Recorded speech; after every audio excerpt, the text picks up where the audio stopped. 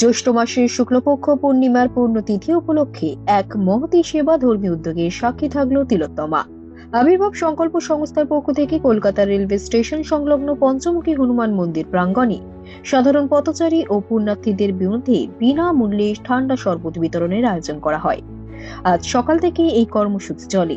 আজকের এই অনুষ্ঠানে প্রধান অতিথি হিসেবে উপস্থিত ছিলেন ধর্মপ্রাণ মানুষ ও স্বেচ্ছাসেবী শ্রী অযোধ্যা ধামের পরম পূজনীয় শ্রীমৎ জগৎগুরু রামানু আচার্য স্বামী শ্রী বাসুদেবাচার্য জি মহারাজ বিদ্যাভাস্করের পূর্ণ সান্নিধ্যে এবং অনুপ্রেরণায় এই সমগ্র শিবিরের আয়োজন করা হয়।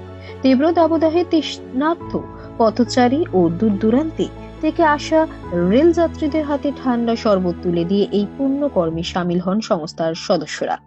আয়োজনকারীদের পক্ষ থেকে জানানো হয়েছে, এই ধরনের পুণ্যতিথিতে মানুষের সেবা করা পরম ধর্মের অঙ্গ। সংস্থার এই নিঃস্বার্থ উদ্যোগকে সাধুবাদ জানিয়েছেন স্থানীয় বাসিন্দা ও নিত্যযাত্রীরা। আর এই সমগ্র অনুষ্ঠানটি যার তত্ত্বাবধানে হয় তিনি হলেন আবির্ভাব সংকল্পের কর্ণধার विजय कुमार उपाध्याय। संस्थान का नाम ही आविर्भाव संकल्प है और हमारा आविर्भाव भी जल के माध्यम से होता है। तिरोभाव भी जल में ही हो जाता है।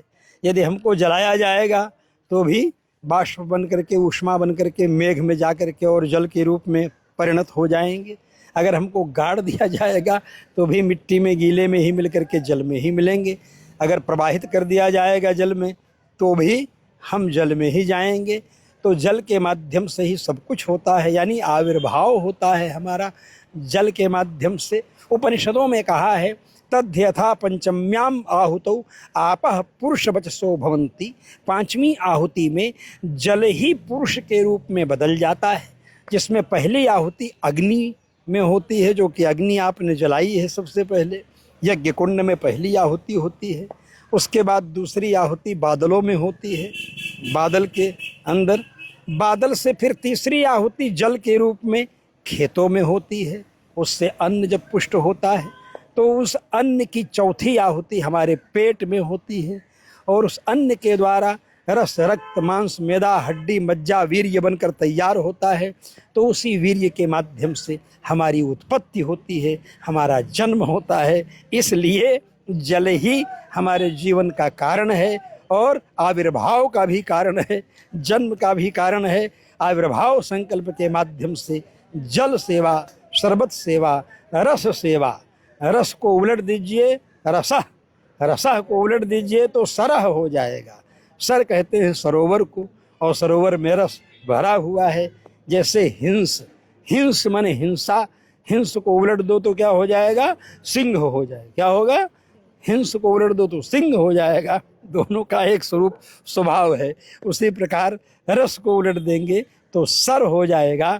तो ऐसा शरबत आप सब लोगों को पिलाया जाएगा, जल पिलाया जाएगा आविर्भाव संकल्प के माध्यम से। मैं हृदय से आविर्भाव संकल्प संस्थान को धन्यवाद देता हूँ, आशीर्वाद देता हूँ।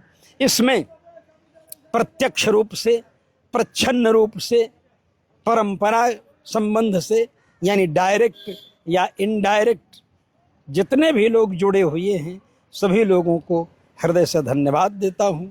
अधिक से अधिक मास में मैं उनको धन्यवाद, साधुवाद देता हूँ। ओम शांति। नमस्कार, मैं विजय कुमार उपाध्याय, आविर्भाव संस्था का अध्यक्ष।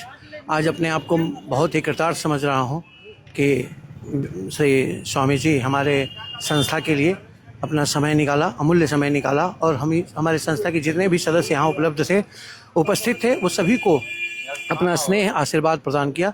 ये हम लोगों के लिए और हमारे संस्था के लिए बहुत ही गौरव का विषय है कि अब तक इतनी बड़ी उपलब्धि हम लोगों को नहीं प्राप्त थी जो आज हम लोगों को प्राप्त हुई है। आज हम लोगों का जितना भी मेहनत था वो सब सार्थक रूप में सफल होने जा रहा है और सफल हो रहा है। इस बात का ये गवाह है कि स्वामी जी स्वयं चल करके आए और हम लोगों को आशीर्वाद दिया। इसके लिए मैं स्वामी जी को फिर से मैं उनके चरणों में प्रणाम करूँगा, नमन करूँगा। उनका आशीर्वाद का सदैव अभिलाषा हमारे ऊपर बनी रहेगी। और आज हम लोग इस सेवा भाव के लिए तपती दोपहर में आप देख ही रहे हैं टेम्परेचर कितना ज़्यादा है। आज हम लोग सभी रास्ते में राहगीरों को, आने जाने वाले लोगों को हम लोगों ने शरबत वितरण किया है।